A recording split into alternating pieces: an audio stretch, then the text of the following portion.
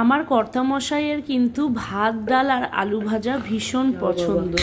আর এই কদিন পরীক্ষার এতটাই প্রেশার, সেই জন্য কিন্তু দুপুরবেলায় আমি কোনো কিছুই রান্না করছি না, মা সমস্তটাই আমাদের পাঠাচ্ছে বা আমরাই মার বাড়িতে খেয়ে আসছি।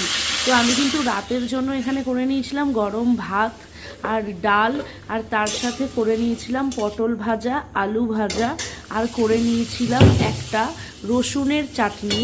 আর যেটা কিন্তু আমার বাড়িতে মানে আমি মন থেকেই করেছিলাম।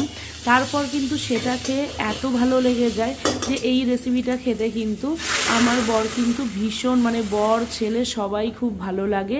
আর যদি বলি রসুন কিন্তু শরীরে যে ব্যথাটা খুব মানে ফিলিংস যখন হয় বা খুব ব্যথা লাগে তখন কিন্তু তোমরা এই রেসিপিটা বানিয়ে খেতে পারো। একদম গ্যারান্টি সহকারে বলতে পারি একটু হলেও কিন্তু ব্যথাটা কম অনুভব করবে। তো তেলের মধ্যে রসুনগুলো দিয়ে